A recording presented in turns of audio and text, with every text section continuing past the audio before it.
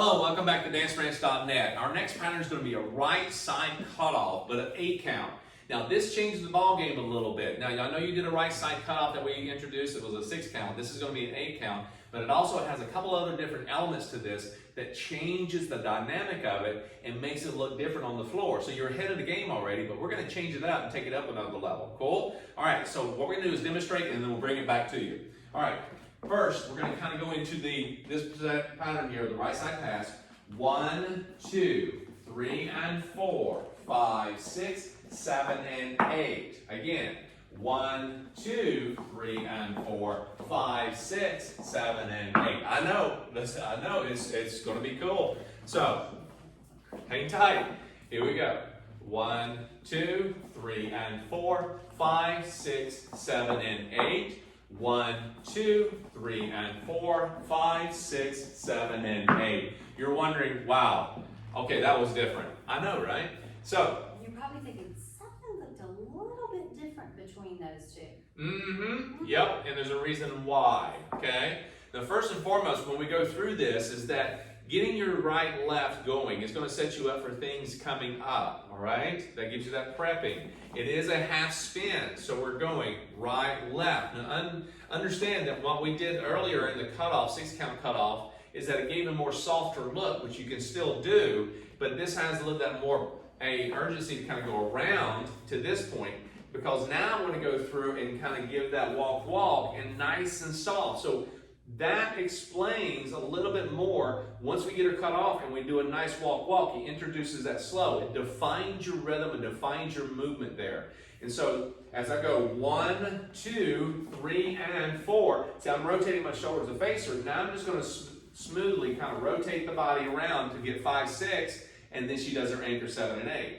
So again, 1, 2, 3, and 4, 5, 6, 7, and 8. Yeah? Now, let's take it from this angle. Same thing.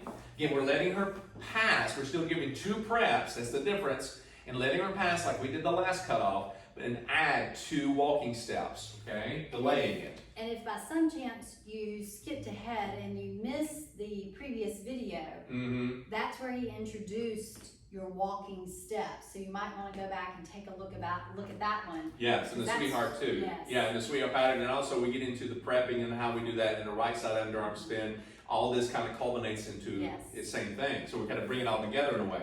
So as I move right, left, okay, and as I go through 3 and 4, 5, 6, 7, and 8, I'm bringing this hand up. Remember, we talked about this. I'm bringing it right, left. I'm bringing the hand up, eye level, and then I'm letting her pass. So again, I'm going right, left, triple step, walk, walk. That walk, walk, going around slowly indicates to you, ladies, as you feel nothing more than say, here, come this way. Don't turn around and face him so quickly. Walk it out. How do you know it's going to be a 6 versus an 8? He's going to rotate you quicker on that one. But then again, here's what comes up next.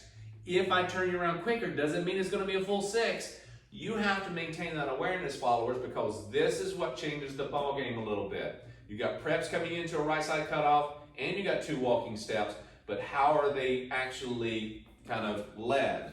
So you just got the one who leads you back nice and easy across his body, but now you have a 1, 2, he turns you in front of him, and then he walks towards you for 5 and 6. Now, this is not a push. You do not push her. Ladies, you do not hold and allow him to push. As soon as you see him there and he starts walking, you start walking backwards. You don't have a choice of doing an anchor, okay? He's going to start walking. And guys, you got to be confident. Not so much that you're shoving her, okay, like you're pushing a wheelbarrow. You're just trying to make sure that you're actually walking toward her, and she gets the idea, and she sees it. She sees it, she feels it, she reacts to it. Cool? So again, from this angle, 1, 2, I turn her around quicker, and then I move toward her for the anchor. Yeah? Now, when I turn her around quicker versus the other one, what does that mean? So if I'm going 1, 2, I'm out of the track. You see that? And the other is that I'm allowing her to move. Now, if I allow her on this side or in place, I've got to influence that a little bit. Ladies, you don't know which is which, do you? Okay? You just move it. You're allowing this movement to happen. Again, you can reposition yourself, guys, to create this, but ladies, just keep your triple step and follow the hand, okay? So as you move 1, 2, 3, and here. There we are for that one. Remember that one? So allow her to get on this side, and then she kind of comes around this way. Well, this one actually, that has a little bit more of an oval feel to it, and it's nice and easy. This one has a sharper feel. So if I go through, prep, I'm taking around her, I'm taking right between it, right in front of her center, cuts her off, and she's in front of me. I put my hand on her back, and I keep finishing her that way. She does a full rotation to face this way. The other one, she does a half rotation, and then walk, walk. There's a difference. And the other one, you let me pass you. It's Correct. all in your positioning. Correct. So positioning is key on this one, and how you influence the walk, walk. So one more time, I'm taking across, inside, bring it all the way around, walk toward her, and then allow her to go away on the next piece like we did the sweetheart. Cool? So, on this side, again, let's take it on this side. And that hand in my back, Excuse me. not in my back, but where he places his hand on my back, again, he's not shoving me around, it's just, I'll place it. it's a That's place. it. It's just an indicator. Right. So I'm going through here, I'm going 1, 2, 3, and 4. Place it, and there it is. I just kind of roll right through with it. Cool? So let's do that again. 1, 2, 3, and 4. Walk, walk. You see what I just did there? I walk toward her, and I may bring my feet together, and then allow her to finish 5 and 6 away from me to get that little accordion feel, right? So I don't have to really, I don't have to do this. 1, 2, 3, and 4. 5, 6. I don't have to do that. It's not that powerful, guys. So if I start walking toward her, asking her to do a walk, she's going to do another walk and finish with her anchor with her left foot, which is basically the norm, okay? So, one more time. 1, 2, 3, and 4 walk. 5, 6, 7, and 8. Doesn't take a lot, okay?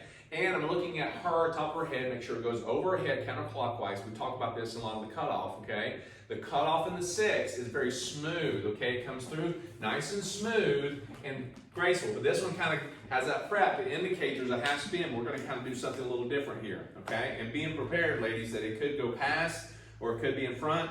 It could be a walk, walk forward, or a walk backwards, depending on what he's doing. So this sets up really well for what's coming up next, okay? So I want you to understand. Go back and rewind this as much as you need to. Have fun with it, all right? We'll see you back in just a moment.